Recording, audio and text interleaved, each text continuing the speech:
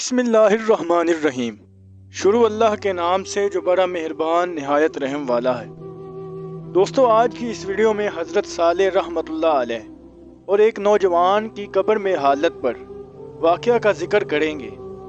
हज़रत सालेह रहमतुल्लाह अलैह फरमाते हैं कि मैं एक जुमेरात को जामे मस्जिद में नमाज फ़जर पढ़ने के इरादे से निकला तो मेरा गुज़र एक कब्रिस्तान से हुआ।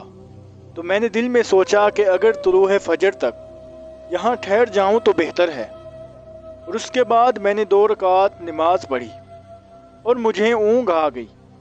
तो मैं क्या देखता हूँ कि कब्र वाले अपनी अपनी कब्रों से निकलते हैं और उनके जिस्म पर सफ़ेद कपड़े हैं और वो सब हल्के की शक्ल में बैठकर आपस में बातें कर रहे हैं। और उनमें से एक नौजवान मैंने ऐसा भी देखा जिसके कपड़े मैले कुचैले और वो परेशान और अलग से बैठा हुआ था। और वो कब्रों वालों से बातें नहीं कर रहा था बल्कि अलहदा परेशान बैठा हुआ था। वो कब्रों वाले ज़्यादा देर तक बैठे नहीं, यहाँ तक कि उनके पास रुमालों से ढके हुए तबाक आए और उनमें से हर एक ने एक एक तबाक लिया और अपनी अपनी कब्रों में दाखिल हो गए। लेकिन वो नौजवान अकेला रह गया और उसके पास कुछ नहीं आया। बस वो परेशान और गमगीन हालत में उठा और अपनी कब्र में दाखिल होने लगा। तो हज़रत सालेह रहमतुल्लाह अलैह फरमाते हैं कि मैंने उससे कहा, अल्लाह के बंदे, ये क्या बात है? तू बहुत परेशान दिख रहा है और जो कुछ मैं देख रहा हूँ वो क्या है? फिर उस लड़के ने जवाब दिया कि ऐ साले, क्या तूने तबाक देखे हैं? मैंने कहा, हाँ, मैंने वो तबाक देखे हैं, लेकिन वो तबाक किस लिए थे? तो उस जवान ने जवाब दिया, ये वो तबाक हैं जो जिंदा हजरात ने अपने फौजशुदा हजरात के लिए भेजे हैं। जब वो लोग अपने फौजशुदा हजरात की तरफ से सदका करते हैं और उनके लिए दुआ करते हैं तो वो जुमा के दिन तबाकों में रख कर उनके सामने पेश किया जाते हैं, जैसा कि तुम देख रहे हो। और मैं हिंद का गरीबुल वतन मुसाफिर हूँ। मैं हज के इरादे से अपनी माँ को लेकर बसरा की तरफ जा रहा था कि इसी जगह पर मैं फौत हो गया और मेरी माँ ने दूसरी शादी कर ली और वो अपने शोहर के साथ इस तरह मशगूल हुई कि मुझे सदका और दुआ में भुला दिया। और इसकी वजह यह बनी कि ये हालत मेरी हो गई, जैसा कि उसका कोई बेटा था ही नहीं।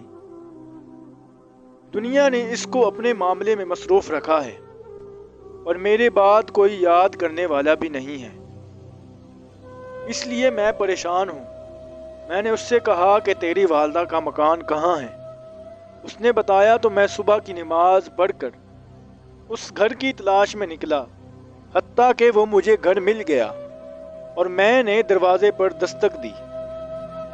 तो दरवाजे वाले ने पूछा, कौन दस्तक दे रहा है? तो मैंने कहा, मैं सालेह हूँ। तो उसने अंदर आने की इजाज़त दी। तो मैं अंदर दाखिल हुआ तो मैंने उससे कहा कि जो बात मैं कह रहा हूँ वो सिवाय तुम्हारे कोई और न सुने। फिर मैं पर्दे के करीब होकर उससे कहा, अल्लाह पाक आप पर रहमत फरमाए, क्या तेरा कोई लड़का है? तो उसने कहा, नहीं। फिर मैंने उससे कहा, क्या कोई तेरा बेटा था? उसने ठंडी आह भरी और कहा, मेरा एक बेटा था और वो जवानी में ही फौत हो गया था। फिर मैंने उससे सारा किस्सा बयान किया। ये सुनकर वो इतनी रोई कि उसके चेहरे पर आंसू आ गए और फिर कहने लगी, वो तो मेरे जिगर है और मेरे जिस्म का हिस्सा है। ऐसा क्यों ना हो, हालांकि मेरा सीना उसके लिए दूध का चश्मा रहा और मेरी गोद उसके लिए ठंडी गहवारा थी। इसके बाद उसने मुझे 1000 दिरहम दिए और मुझसे कहा, मेरे महबूब, मेरी आंखों की ठंडक के लिए सदका कर देना। कसम बा खुदा, दुआ और सदका के बाद मैं उम्र भर उसको नहीं भूलूंगी। सालेह अलैह रहमा फरमाते हैं कि मैं वहां से चला और 1000 दिरहम उस लड़के की तरफ से सदका किया। फिर जब दूसरा जुमा शरीफ आया तो मैं नमाज फजर के लिए जामे मस्जिद का इरादा फरमाया और इसकी तरफ मुतवज्जो हुआ بس میں اس قبرستان کے پاس سے گزرا اور اپنی پہلی جگہ پر 2 رکعت نماز ادا کی اور پھر سو گیا۔ اس کے بعد میں نے قبرستان والوں کو پہلی حالت میں دیکھا اور اس نوجوان لڑکے کو بھی دیکھا۔ اس کے جسم پر صاف ستھرے کپڑے تھے اور وہ خوش و خرم حالت میں تھا۔ میرے پاس آیا اور مجھ سے کہنے لگا، اے سالے، اللہ پاک تجھے بہتر جزا دے۔ اور اس کے بعد وہ لڑکا بخوشی خوشی اپنی قبر میں داخل ہو گیا۔ اسی طرح دوستو ایک اور واقعہ کا ذکر کرتے ہیں جس میں سلطان محمود اور ایاز کا ذکر آتا ہے۔ سلطان محمود اپنے نوکروں میں سے ایاز پر بہت بڑا مہربان تھا اور بہت پیار کرتا تھا، اس لیے تمام نوکر اسی فکر میں رہتے تھے کہ اس کی کوئی شکایت کر کے سلطان کا دل کھٹا کر دیں۔